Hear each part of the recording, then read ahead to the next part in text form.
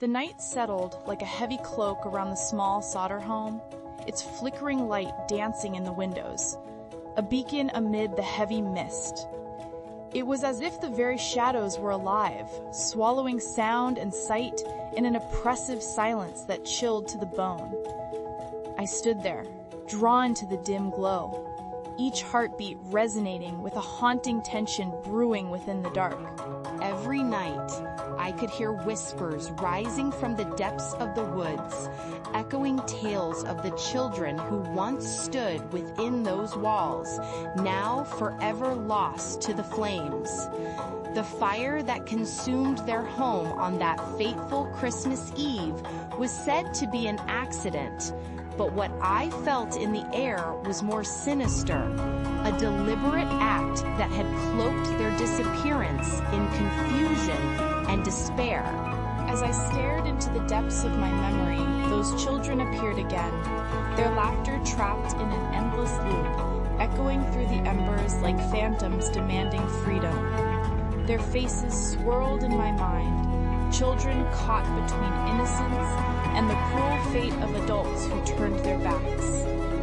A darkness hung heavy in the air, as if the night itself was tightly woven with the fabric of their unsolved disappearance.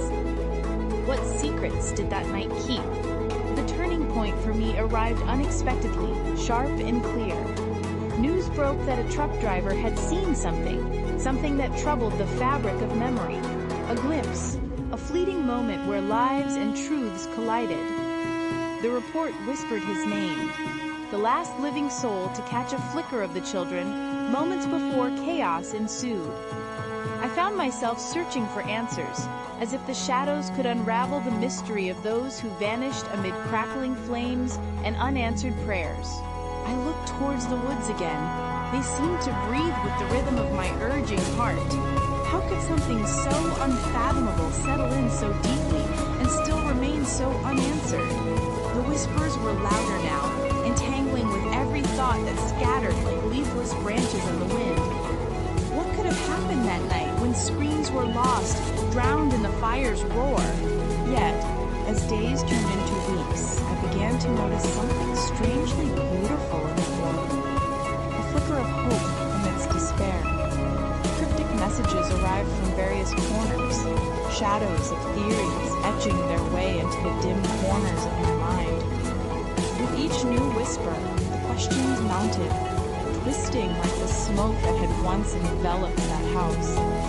The family that sought to forget was now a canvas painted with deeper mysteries, beckoning and luring. And with that realization came a sobering reflection.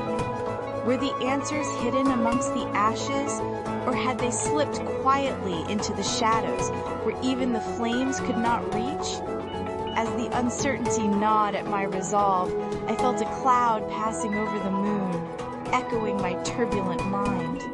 Those children, did their souls linger amongst the ruins, trapped in a place where fire met silence? Each echoing laugh faded into the darkness, leaving me in a hushed dread as I turned once more towards the light. What haunted whispers reside in the depths of our forgotten past? I couldn't shake their presence, that chilling essence lingering just beyond reach, as if the long shadows themselves were keeping watch.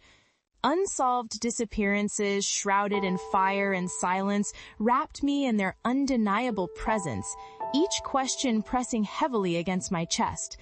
Even as I stood in the light, the darkness crept in, enveloping my thoughts while visions of the Sodder children danced like specters. I understood then. The night would always keep its secrets, holding them just beyond the reach of my trembling hands.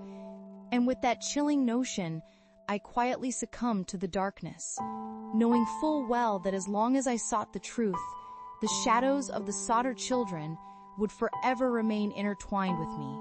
We keep watch.